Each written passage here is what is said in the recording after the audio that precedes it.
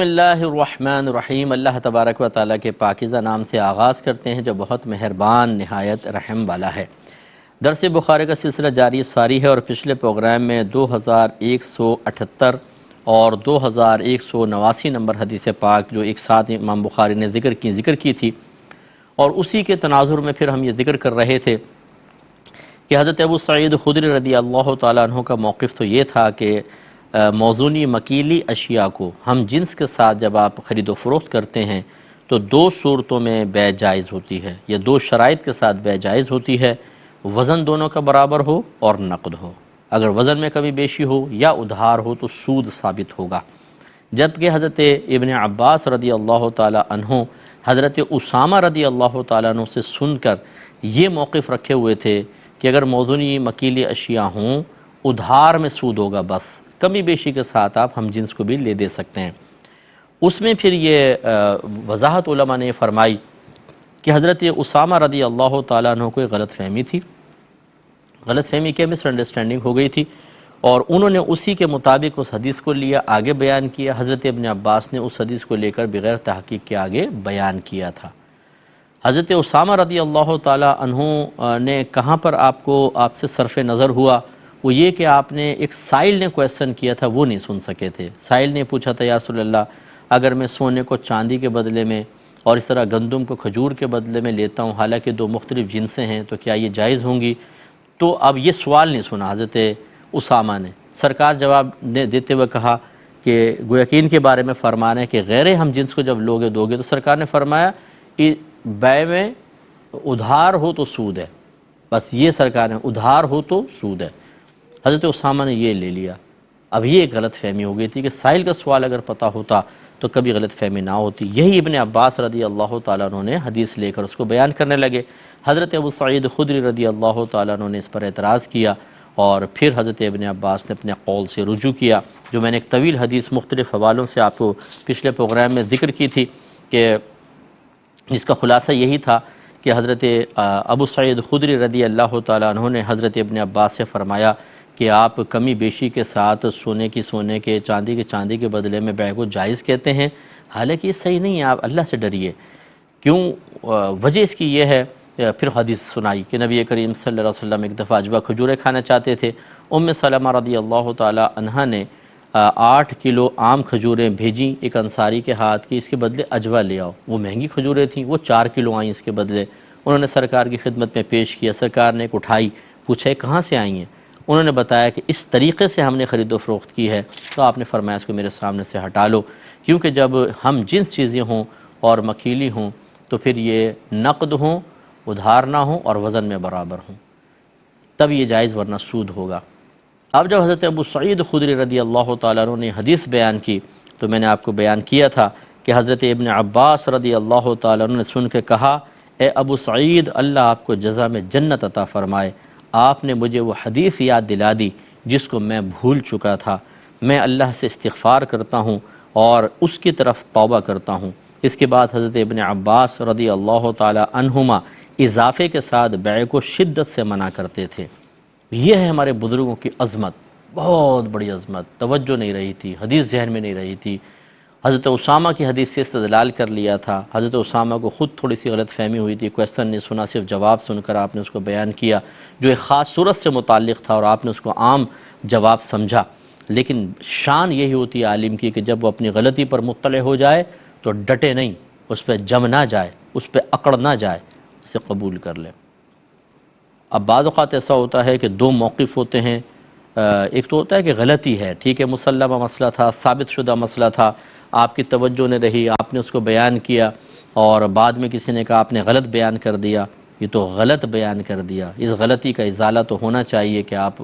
اللہ کی بارگاہ میں بھی توبہ کریں۔ اگر پبلک میں مسئلہ بیان کیا تو بیان کر دیں کہ مجھ سے غلطی ہو گئی تھی، ایسا مسئلہ ہے، کوئی شرم کی بات نہیں ہے۔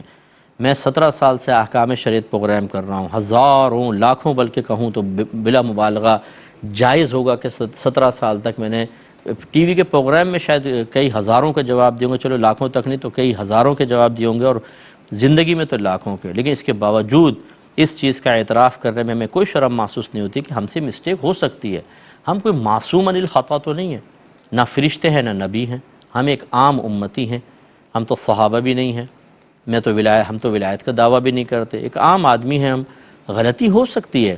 لیکن اگر غلطی پر مطلع ہو جائیں تو اسے رجوع کرنا چاہیے۔ اب ایک اور صورت ہوتی ہے کہ غلطی نہیں ہوتی، ایک نیا مسئلہ ہے، پرائز بانڈ کا مسئلہ ہے، ایک اپنے دلائل کی روشنی میں کہتا ہے کہ میرے نزدیک یہ جائز ہے، دوسرا اپنے دلائل کی روشنی میں کہتا ہے میرے نزدیک یہ ناجائز ہے۔ اب دونوں کے اپنے اپنے دلائل ہیں، اب یہاں صحیح غلط کا مسئلہ نہیں ہوتا، اب اس میں وہ اپنے موقف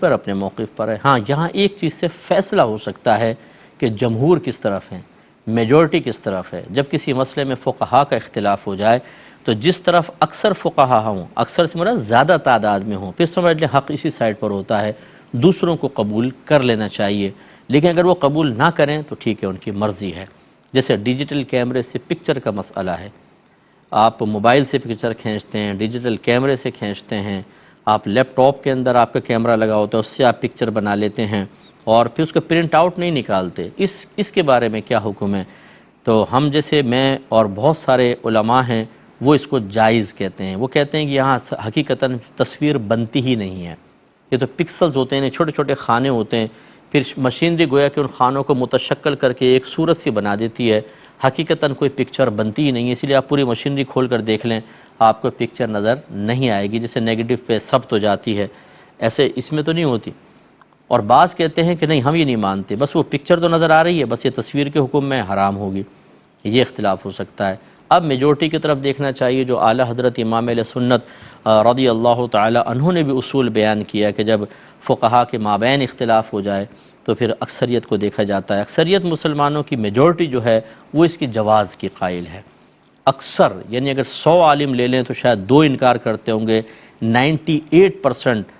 علماء، مفتیان کرام، عوام اسی طرف ہے، اس کے جواز کی طرف ہے۔ تو بہرحال لیکن اگر کوئی نہیں مانتا تو اب یہ نہیں مانتا، کوئی مسئلہ نہیں ہے، اس کو انا کا مسئلہ نہیں بنانا چاہیے۔ بہتر یہ ہوتا ہے کہ جو مائنورٹی کے اندر ہو وہ رجوع کر لے اپنے قول کے ساتھ، کتنے لوگوں کی عقل ناقص ہو گئی، میری عقل میں کامل کیوں سمجھ رہا ہوں، ہو سکتا ہے مجھ سے سمجھنے میں دقت ہوئی ہے، چلو ٹھیک ہے اختلاف ختم ہو جائے۔ اس طرح کے مسائل میں پیار محبت سے اختلاف ختم کرنا چاہیے، یہی ایک علماء کی شان ہے۔ اور یہاں تو ایک مسٹیک تھی، سمجھ لیجئے غلط فہمی تھی، حضرت ابن عباس رضی اللہ تعالیٰ عنہ خود کہہ رہے ہیں کہ میری توجہ نہیں رہی، مجھے یاد ہی نہیں رہی، حدیث تو موجود تھی، یہ حدیث یاد نہیں رہی، تو حضرت اسامہ کی حدیث سے استدلال کر لیا، اب جب یہ حدیث یاد دلائی فوراً یاد آ گئی تو اپنے قول سے رجوع کر لیا، یہ ہے شان۔ اللہ تعالیٰ ہمیں بھی ایسی عاجزی عطا فرمائے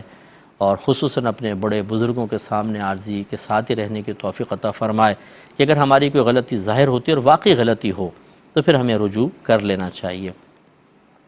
اگلی حدیث کی طرف آتے ہیں۔ اچھا ضمناً بس یہ عرض کہ جب علماء کی یہ شان ہے، عوام الناس کو تو بدرجہ اولیٰ کرنا چاہیے۔ اب بعض اوقات ہوتا ہے کہ میں نے دیکھا ہے کہ ایک خاندان میں ایک شخص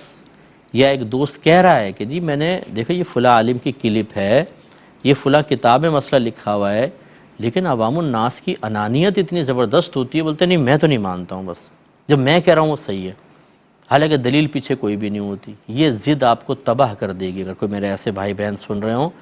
خدا را یہ غرور، یہ ضد،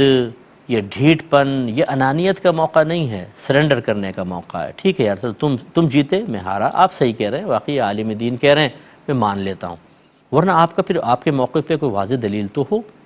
اچھا بعض اوقات ہم کسی کی بوگس دلیل کو قبول کر لیتے ہیں اور اس کو بہت بڑا سمجھتے ہیں، اور سامنے بہت زبردست دلیل مل رہی ہوتی ہے لیکن اس بوگس دلیل کے مقابلے میں اس کو رد کر رہے ہوتے ہیں، اس وجہ سے کہ جس سے وہ دلیل ملی ہے وہ ہمارا مرکز عقیدت ہوتا ہے۔ یہ بھی بڑا ایک مسٹیک چل رہی ہے، ایک بڑا مسئلہ چل رہا ہے کہ اگر کسی کی کسی سے عقیدت قائم ہو گئی ہے، اب وہ حق اسی کے ساتھ ہوگا، بس یہی صحیح کہہ رہا ہے، اسی کے ساتھ حق ہوگا، اسی کی حدیث ہے، اسی کا رزلٹ نکالا ہوا رزلٹ ہے، باقی کسی کو ماننا ہی نہیں ہے۔ یہ بھی عوام الناس کے لیے بڑے مسائل ہیں۔ بہرحال عوام اس کے اندر پس جاتی ہے بعض اوقات کہ ان کے اندر اتنی صلاحیت نہیں ہوتی کہ وہ صحیح اور غلط کی تمیز کر سکے، تو وہ پھر مرکز عقیدت سے جو لیتے ہیں کہتے ہیں بس وہی ٹھیک ہوگا، لیکن میں سمجھانے کی کوشش کر رہا ہوں کبھی کبھی وہ غلط بھی ہو سکتا ہے، اس لیے صرف ایک کے کہے پر اعتماد نہ کریں، بلکہ اگر جب ایسے اختلافی مسائل آئیں، چاہے میرا مرکز عقیدت کچھ کہہ رہا ہو، میں تو خیر ایک عالم دین ہوں، میں ایک مفتی ہوں، اللہ کے فضل و کرم سے ہم تھوڑا سا دلائل کی روشنی میں چیز کو پرکھ سکتے ہیں، میں عوام کی بات کر رہا ہوں کہ وہاں اگر فرض کر لیں کہ اس کا مرکز عقیدت کوئی بات کہہ رہا ہے اور 10 اس کے مخالف ہیں، تو ایک لمحے کے لیے یہ تصور کر لینے میں کوئی بے ادبی نہیں ہے کہ ہو سکتا ہے میرے بڑے سے صرف نظر ہو گیا ہو، توجہ نہ رہی ہو، تو چلے میں اور ان سے نہیں، چلے یہ تو مخالف ہو رہا ہے، اور 10-15 نیوٹرل سے معلوم کر لیتا ہوں کہ اس کا حکم کیا ہے۔ اس طریقے سے پھر اگر وہ 10-15 جو نیوٹرل لوگ ہیں وہ بھی انہی 10 کی تائید کریں کہ نہیں یہ صحیح کہہ رہے ہیں، یہ صحیح نہیں ہے، پھر آپ کہنے کہ جو میرا مرکز عقیدت کہہ رہا ہے وہی ٹھیک ہے، یہ میجر مسٹیک ہے، ایسا نہیں ہونا چاہیے۔ چلیں آپ یہ کہہ سکتے ہیں یہ تو ان کے مخالف ہیں، بغض اناد میں کہہ رہے ہوں گے، حالانکہ بڑوں کو ایسا نہیں کہنا چاہیے۔ فرض کر لیں آپ نے کہہ دیا، جو نیوٹرل کہہ رہے ہیں وہ ہمیشہ یاد رکھیں جب اختلافی مسئلہ ہو تو پھر یہ نہیں ہے کہ جو میرا بڑا کہہ رہا ہے میں اس پہ جم کر رہوں گا، بلکہ دیکھیے عام لوگ کیا کہہ رہے ہیں، عام علماء، نیوٹرل علماء کیا کہہ رہے ہیں، ان سے بھی رائے لیں، پھر ایک نتیجے تک پہنچیں، اور یہ بہت اچھا ہوگا کہ پھر آپ اپنے بڑے سے گزارش کریں، مؤدبانہ گزارش کریں کسی اور ذریعے سے، کہ تاکہ وہ اگر فرض کر لیں کہ ان کو توجہ نہیں رہی ہے کسی چیز کی طرف تو متوجہ ہو جائیں اور آخرت کی گرفت سے بچیں۔ حضرت ابن عباس رضی اللہ تعالی عنہ کے قدموں پر ہماری نسلیں قربان جائیں۔ آپ تو بڑے جلیل القدر صحابی ہیں، مجھے بڑی محبت ہے حضرت ابن عباس رضی اللہ تعالی عنہما سے، کتنے عاجزی پسند ہیں، اتنے نبی کریم کے قریب رہے ہیں، سرکار نے آپ کو سینے سے لگایا ہے، سرکار نے آپ کو اپنے حجرے میں سونے کی اجازت مرحمت فرمائی ہے۔ آپ نے حدیث سنی تھی نا کہ آپ نے اپنی خالہ سے، حضرت میمونہ رضی اللہ تعالی عنہ سے گزارش کی تھی کہ میں ایک رات حجرے میں سونا چاہتا ہوں اور دیکھنا چاہتا ہوں سرکار کیا عمل کرتے ہیں رات کو، تو انہوں نے اجازت لی، پھر سرکار نے آپ کو سلایا، چھوٹے تھے، صغیر تھے اس زمانے میں لیکن شعور تھا، تو پھر وہ کہتے ہیں سرکار اٹھے، آپ نے وضو فرمایا، میں نے بھی وضو کیا، پھر میں نے آپ کے ساتھ تہجد با جماعت ادا کی، معمولات دیکھ رہے، اتنے کلوز نبی کریم کے، اور لیکن آج دن کی ساری کتنی زبردست قسم کی ہے، اللہ تعالی ہمیں بھی عطا فرمائے۔ اگلے باب کی طرف آتے ہیں، باب بیع الورق بالذهب نصیعۃ، چاندی کی سونے کے ساتھ ادھار خرید و فروخت۔ اس میں بھی دو حدیثیں لائے ہیں، 2180 اور 2181۔ حضرت براء بن عازب رضی اللہ تعالی عنہ اور حضرت زید بن ارقم رضی اللہ تعالی عنہ سے بیع صرف یعنی سونے اور چاندی کی بیع کے متعلق سوال کیا۔ یہ سوال کرنے والے جو تھے یہ حضرت ابو المنہال تھے، انہوں نے سوال کیا حضرت براء بن عازب سے اور حضرت زید بن ارقم سے سونے اور چاندی کی خرید و فروخت کے متعلق، تو ان میں سے ہر ایک یہ کہتا تھا کہ یہ مجھ سے بہتر ہیں۔ پھر ان دونوں نے یہ کہا کہ رسول اللہ صلی اللہ علیہ وسلم نے سونے اور چاندی کی ادھار بیع سے منع فرمایا ہے۔ کتنی پیاری بات، دیکھیں یہ جملہ دیکھیے، یہ کہتے ہیں کہ جب ان دونوں سے اس بیع صرف کے متعلق کویسچن کیا تو ان میں سے ہر ایک یہ کہتا تھا کہ یہ مجھ سے بہتر ہے۔ سبحان اللہ،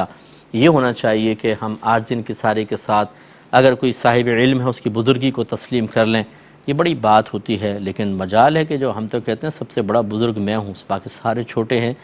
یہ چیز نہیں ہونی چاہیے۔